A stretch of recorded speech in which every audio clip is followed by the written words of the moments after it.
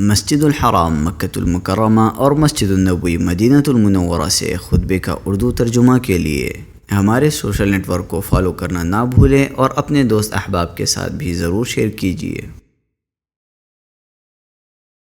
خطبہ جمعہ مسجد الحرام، تاریخ 9 محرم 1447 ہجری بمطابق 4 جولائی 2025 عیسوی۔ موضوع ہجرت نبوی اور عاشورہ۔ خطیب فضیلۃ الشیخ عبد الرحمن السدیس حفظہ اللہ، ترجمہ محمد اقبال یاسین۔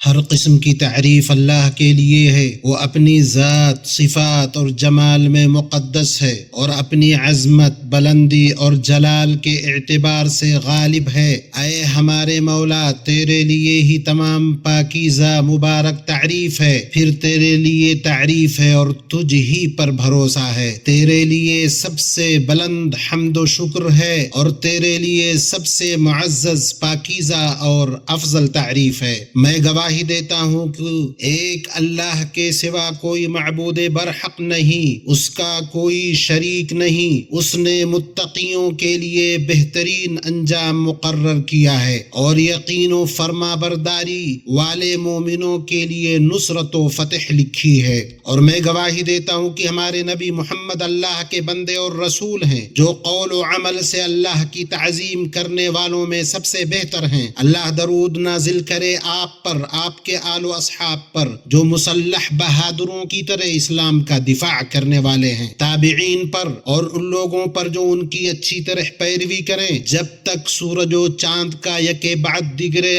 آنا جانا رہے، اور ان پر مبارک مسلسل سلامتی نازل کرے۔ اما بعد، اللہ کے بندو، اگر تم اقتدار و غلبہ اور نصرت کے قریب ہونا، حق و باطل کے درمیان تفریق کرنا اور اسے اپنی خوبی بنانا چاہتے ہو تو قول و عمل اور اعتقاد میں اللہ کا تقوی اختیار کرو۔ اے ایمان والو، اگر تم اللہ سے ڈرتے رہو گے تو اللہ تعالیٰ تم کو ایک فیصلہ کی چیز دے گا اور تم سے تمہارے گناہ دور کر دے گا اور تم کو بخش دے گا، اور اللہ تعالیٰ بڑے فضل والا ہے۔ تم ظاہر و باطن میں اللہ کا تقوی اختیار کرو، اسی میں حقیقی اور یقینی طور پر تمام بھلائیاں ہیں۔ تم عزم کے ساتھ نئے سال کا استقبال کرو، اس کی بدولت تم ہمیشہ مخلوقات پر بلند رہو گے۔ مومنو، ایسے زمانے میں جب کہ فتنوں نے اپنا نقاب اتار دیا اور اپنا پردہ کھول دیا ہے، واقعات پر نظر رکھنا اور حالات کا جائزہ لینا عقل مند کی سمجھ اور زیرک ہوش مند کے شعور سے باہر نہیں ہے۔ زمانے کے پے در پہ واقع ہونے والے واقعات پر غور و فکر کرنا شرعی تقاضا اور حکم الہی ہے۔ اللہ تعالیٰ نے فرمایا، ان کے قصوں میں عقل والوں کے لیے یقیناً نصیحت و عبرت ہے۔ یہ قرآن جھوٹ بنائی ہوئی بات نہیں، بلکہ یہ تصدیق ہے ان کتابوں کی جو اس سے پہلے کی ہیں۔ ہر چیز کو کھول کھول کر بیان کرنے والا ہے اور مومنوں کے لیے ہدایت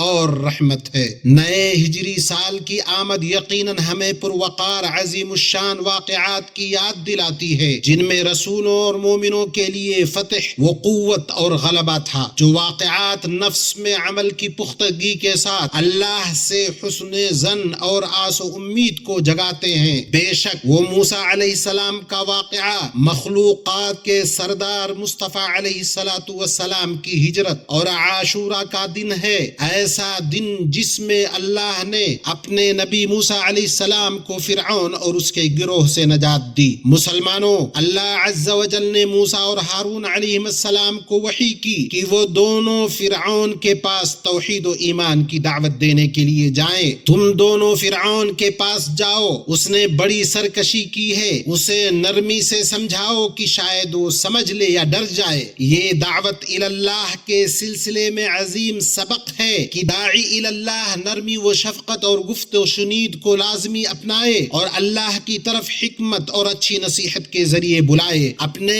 رب کی راہ کی طرف لوگوں کو حکمت اور بہترین نصیحت کے ساتھ بلائیے اور ان سے بہترین طریقے سے گفتگو کیجیے۔ موسیٰ علیہ السلام بنی اسرائیل کو لے کر نکلے اور فرعون اپنے لشکروں سمیت ان کے پیچھے لگ گیا۔ جب بنی اسرائیل نے دیکھا کہ وہ ان کے قریب قریب آ پہنچا ہے تو کہنے لگے ہم تو پکڑے گئے، ہم تو پکڑے گئے، مگر موسیٰ علیہ السلام کی طرف سے اعتماد سے بھرپور جواب آیا، ہرگز نہیں، میرے ساتھ میرا رب ہے، وہ ضرور میری رہنمائی فرمائے گا۔ یہ یقین اور حسن ظن کا ایک اور سبق ہے، تو اللہ کے بندو تم بھی اپنے رب سے حسن ظن رکھو اور ان قصوں، واقعات اور خبروں سے سبق، عبرت اور فائدہ حاصل کرو۔ اللہ کے نبی موسیٰ علیہ السلام کو جس قدر پختہ یقین اور مضبوط ایمان تھا، اسی قدر فوری جواب ملا۔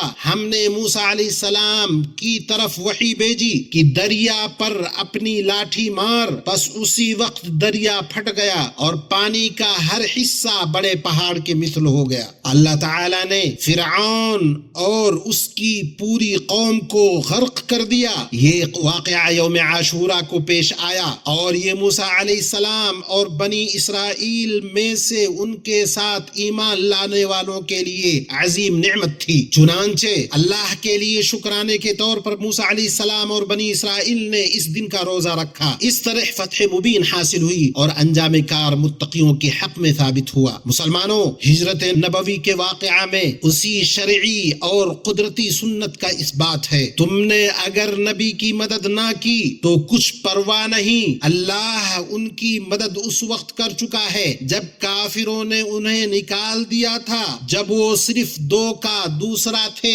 جب وہ دونوں غار میں تھے، جب وہ اپنے ساتھی سے کہہ رہے تھے کہ غم نہ کرو، اللہ ہمارے ساتھ ہے۔ حضرت ابو بکر رضی اللہ عنہ نے کہا، اگر ان میں سے کسی نے اپنے پیروں کی طرف نظر کی تو وہ نیچے ہمیں دیکھ لے گا۔ تو رسول اللہ صلی اللہ علیہ وسلم اپنے رب کی مدد پر کامل بھروسہ رکھنے والے کے لہجے میں بولے، ابو بکر تمہارا ان دو کے بارے میں کیا گمان ہے جن کا تیسرا اللہ ہے؟ غم نہ کرو، اللہ ہمارے ساتھ ہے۔ اللہ اکبر، یہ رب العالمین کی نصرت پر یقین ہے۔ اسی لیے اس عظیم واقعے کی اہمیت کی وجہ سے عمر رضی اللہ عنہ کے دور میں دینی، تاریخی اور قومی شناخت پر فخر کرتے ہوئے مسلمانوں نے متفقہ طور پر اس واقعے کو اسلامی کیلنڈر کا آغاز قرار دیا۔ اس کا تقاضا ہے کہ اس کے نقش قدم پر چلنا چاہیے اور اس پر فخر کرنا چاہیے کہ ہم ایسی امت ہیں کہ ہر دور اور ہر زمانے میں جس کی تاریخ اور تہذیب رہی ہے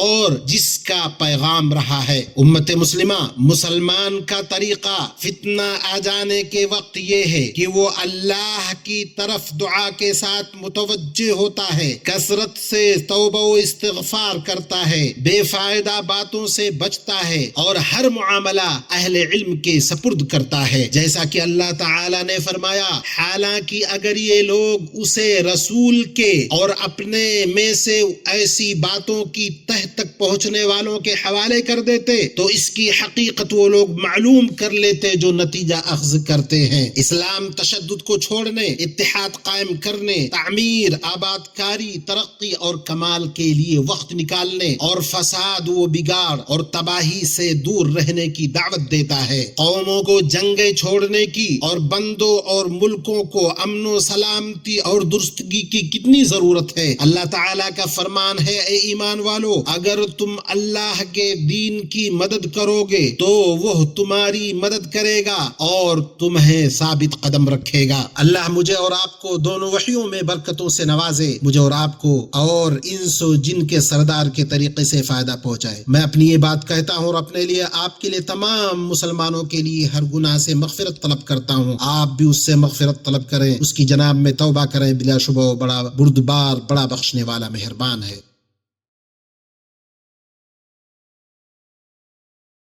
ہر قسم کی تعریف اللہ کے لیے ہے۔ اس نے ہمیں پے در پہ بہت زیادہ اور بابرکت نعمتوں سے نوازا۔ اللہ کا درود نازل ہو اس کے رسول، اس کی چنیدہ ہستی پر اور آپ کے آل و اصحاب پر جو اتفاق و اتحاد کی بلندی پر فائز تھے، اور تابعین پر اور جنہوں نے درست طریقے سے ان کی پیروی کرے ان پر، اور خوب اچھی سلامتی ہو جب تک آہ و گریہ وزاری کرنے والے دعا کرتے رہیں گے۔ اما بعد، اللہ کے بندو اللہ کا کما حقہ تقوی اختیار کرو اور جان لو کہ عمریں جلد ختم ہونے والی ہیں، باقی رہنے والی نہیں۔ تقوی کا توشہ لے لو، تمہارے احوال پاکیزہ ہوں گے اور قبولیت کے منازل طے کریں گے۔ مومنو، اللہ کے نبی موسیٰ علیہ السلام کے قصے اور محمد مصطفیٰ علیہ السلام کی ہجرت میں فتنوں سے نجات کا مکمل عملی نمونہ پایا جاتا ہے، بشرط یہ کہ اللہ کی شریعت کو مضبوطی سے پکڑا جائے، اس سے حسن ظن رکھا جائے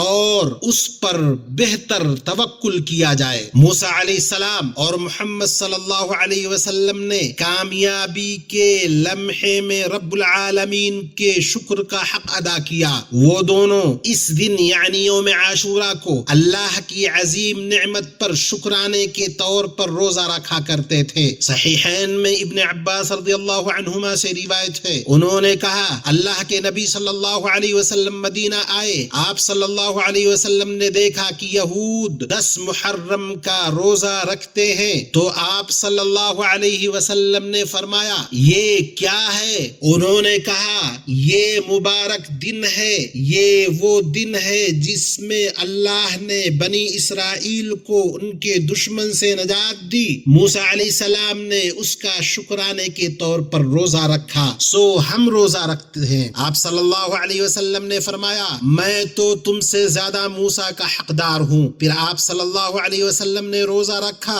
اور اس دن روزہ رکھنے کا حکم دیا۔ اور صحیحین میں ابن عباس رضی اللہ عنہما سے روایت ہے، انہوں نے کہا میں نے اللہ کے نبی صلی اللہ علیہ وسلم کو نہیں دیکھا کہ عاشوراء کے دن کے علاوہ کسی دن کو افضل سمجھ کر اس کا روزہ رکھنے کی کوشش کرتے۔ ابو قتادہ رضی اللہ عنہ کی روایت ہے کہ نبی صلی اللہ علیہ وسلم نے فرمایا میں اللہ سے امید رکھتا ہوں کہ عاشوراء کے دن روزہ پچھلے 1 سال کے گناہوں کا کفارہ ہوگا، اور سنت یہ ہے کہ اس سے 1 دن پہلے یا 1 دن بعد کا بھی روزہ رکھا جائے۔ آپ صلی اللہ علیہ وسلم نے فرمایا اگر میں آئندہ سال زندہ رہا تو یقیناً 9ویں تاریخ کا بھی روزہ رکھوں گا، لہٰذا اللہ کے بندو اس دن کے روزے کا اہتمام کرو، اس اجر عظیم کو لے لو، اس کو غنیمت جانو اور کوشش کرو کہ ہمیشہ کتاب و سنت اور اس امت کے اسلاف کے منہج کو مضبوطی سے تھامے رکھو اور ذرہ برابر بھی اس سے نہ ہٹو، کیونکہ اسی میں آزمائشوں اور برائیوں سے سلامتی ہے، ظاہری اور باطنی فتنوں سے نجات ہے۔ اللہ ہمارے اور آپ کے نیک اعمال قبول فرمائے۔ یہ باتیں ہوئی، اللہ آپ پر رحم کرے، اپنے نبی کریم پر درود و سلام بھیجو جیسا کہ تمہیں رب العالمین نے اس کا حکم دیا۔ ارشاد الہی ہے بے شک اللہ اس کے فرشتے نبی پر درود بھیجتے ہیں، اے ایمان والو تم بھی ان پر درود بھیجو اور خوب سلامتی بھیجتے رہا کرو۔ اے اللہ درود و سلام نازل فرما ہمارے نبی محمد پر، ان کی پاکیزہ اور پاک باز آل و اولاد پر، روشن چہرے والے ان کے صحابہ پر اور خلفائے راشدین ابو بکر، عمر، عثمان و علی پر اور تمام صحابہ تابعین قیامت تک ان کی اچھی طرح پیروی کرنے والوں سے راضی ہو جا، اور ہمیں بھی اپنے فضل و کرم اور احسان سے ان کے ساتھ شامل فرما اے اکرم الاکرمین۔ اے اللہ اسلام اور مسلمانوں کو غلبہ عطا فرما، دین کے قلعہ کی حفاظت کر، ہمارے اس ملک کو اور تمام مسلم ممالک کو امن و اطمینان، خوشحالی اور فراوانی والا ملک بنا۔ اے اللہ ہمیں ہمارے ملک میں امن عطا فرما، ہمارے سربراہوں اور حکمرانوں کو توفیق یاب کر اور حق و درستی کے ساتھ ہمارے امام اور سربراہ کی تائید فرما۔ اے اللہ ہمارے سربراہ خادم حرمین شریفین اور ان کے ولی عہد کو اس چیز کی توفیق دے جس میں اسلام کا غلبہ اور مسلمانوں کی بھلائی ہو، اور جس میں بندوں اور ملکوں کے لیے خیر اور درستگی ہو۔ اے رب العالمین، اے اللہ ہمارے امن کے محافظوں، ہماری سرحدوں کے نگہبانوں کو توفیق یاب کر۔ اے اللہ چال بازوں کے چال سے، حاسدوں کے حسد سے، مکر کرنے والوں کے مکر سے اور ظالموں کے شر سے ہمیں محفوظ رکھ۔ اے اللہ ہمیں اپنا دین، امن، وطن اور اپنے حکمرانوں، علماء اور امن کے محافظوں کو تیرے حوالے کرتے ہیں۔ اے وہ ذات جس کے پاس کوئی امانت ضائع نہیں ہوتی، اے اللہ مسلم ممالک میں امن و سلامتی کی استحکام اور اتحاد کو عام کر دے۔ اے اللہ مسلمانوں اور تمام جہان سے جنگوں، مصیبتوں اور پریشانیوں کے آگ کو بجھا دے۔ اے حی قیوم، اے اللہ ہمارے ملک کو اور مسلمانوں کے سبھی ملکوں کو ہر برائی پریشانی سے محفوظ رکھ، اسے خیر کا گھر، امن کا مرکز، حق کا ٹھکانہ بنا دے، اس پر اپنی رحمتیں اور برکتیں نازل فرما اور برائیوں، فتنوں اور مصیبتوں سے انہیں محفوظ رکھ۔ اے اللہ تیرا لشکر شکست نہیں کھاتا، نہ ہی تیرے وعدے کی خلاف ورزی ہوتی ہے، تو ہر جگہ کے کمزور مسلمانوں کو نجات دے۔ فلسطین میں ہمارے بھائیوں کی مدد فرما، مسجد اقصی کو قیامت کے دن تک معزز اور بلند و بالا اور محفوظ رکھ۔ اے اللہ صہیونی ظالم اور غاصب دشمنوں کو تباہ و برباد کر دے، ان کے گروہوں کو منتشر کر دے، انہیں عبرت کا نشان بنا دے۔ اے اللہ ہمارے مظلوم بھائیوں پر مصیبتوں کی رات بہت طویل ہو چکی ہے، تو انہیں ایسے سال کی خوشخبری دے جس میں ان کے غم دور ہوں، ان کی پریشانیاں ختم ہو جائیں۔ اے اللہ ان کے کمزوروں پر رحم فرما، ان کے شکستوں کو جوڑ دے،